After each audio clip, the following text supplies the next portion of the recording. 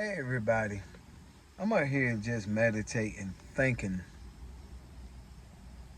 man, about Rahab, the prostitute. It's amazing how people really don't understand why she's an important character in the Bible.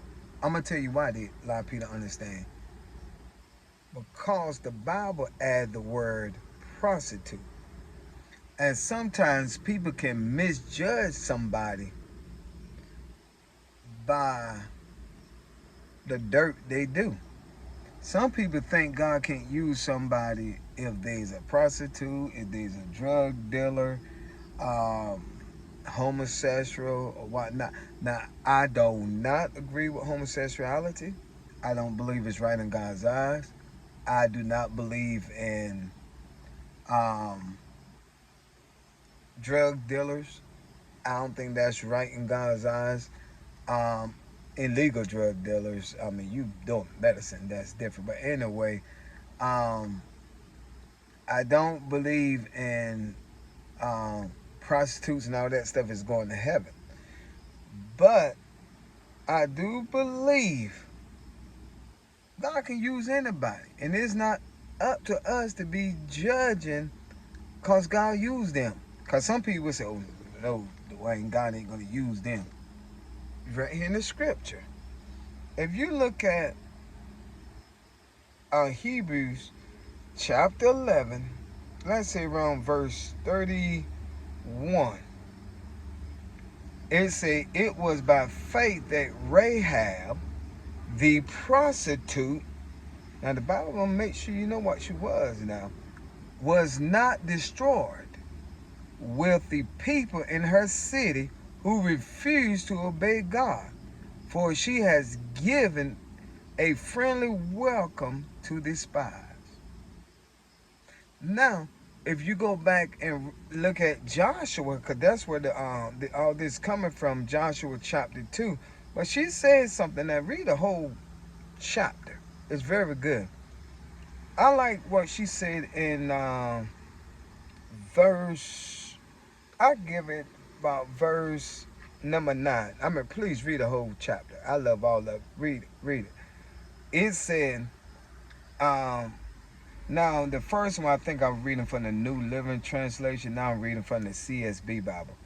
Um, it said, and said unto them, I know the Lord has given you this land, and a great fear of you has fallen on us, so that we will leave, so that all who live in this country are melting of fear because of you. Now, these men of God came in. See, now, if you keep reading the story, she said, look, we heard what God had done for y'all.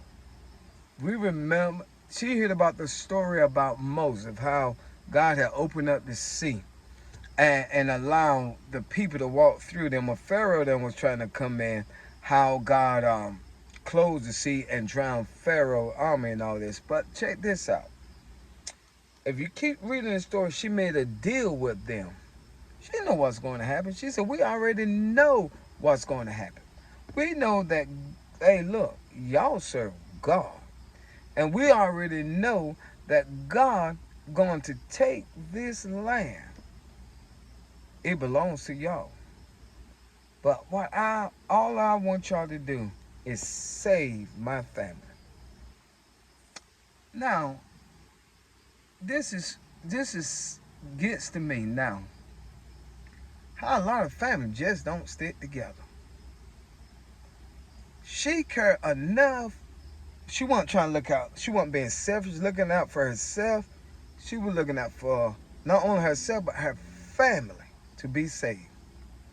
You know what? I'm going to say something. I'm going to leave you alone. What I got out of this. Rahab believed, it said it right here. I know, verse 9, Joshua chapter 2, verse 9. I know that the Lord has given you this land, and that a great fear of you has fallen on us. Now check this out. Listen, Rahab knew that these people was of God. She knew that they had a connection with God. So she was like, hey, I'm going to make a deal with these people because they got a connection with God. This is Rahab's testimony. But what is your testimony? If you, yes, Lord, I'm going to say it.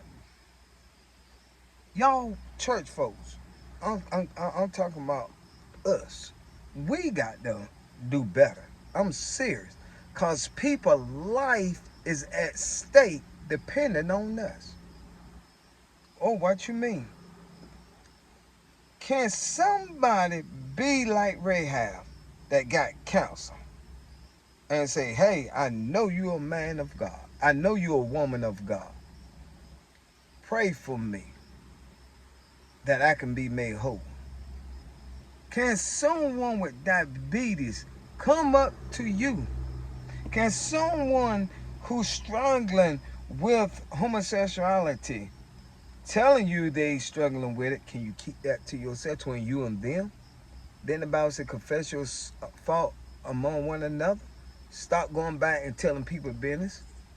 And how can you expect people to get delivered? You going back and telling it. The world is looking for us.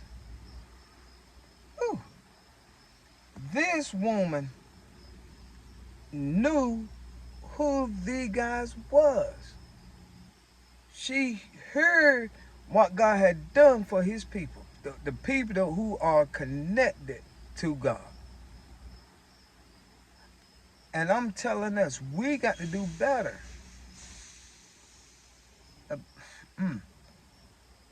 God said, well, 2 or 3 are gathered together. I'm in the midst of it. God was right there in the midst of their conversation. And so I'm here to tell y'all, can someone depend on you? Can someone depend on you? Man, I don't know who this is for. I will pray for you. You don't got nobody you can depend on. You can inbox me, or you can, I don't know, hey, put in the comment, hey, bro, pray for me. You don't even have, hey, look, you don't even have to say what it is.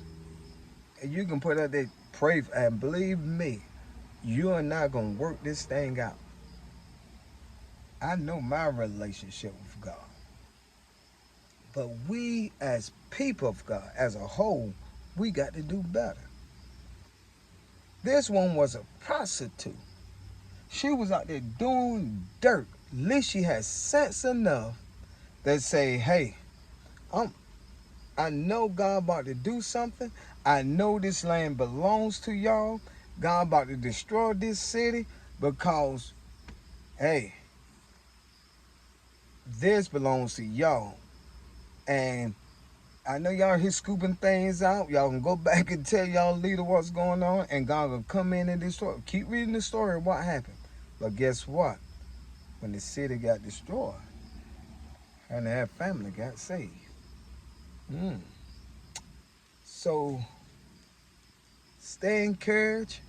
Surround yourself with some good, positive believers. Whatever you're going through personal,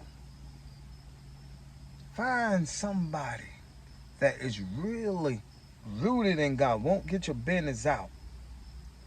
And Lord, I pray right now, whatever this situation is, God, that you will move in a mighty way. Somebody out there going through something. And you glad I'm talking about this. But we as people, I don't know why I keep saying that, as believers, we got to do better because the world is depending on us. Stay encouraged. God bless.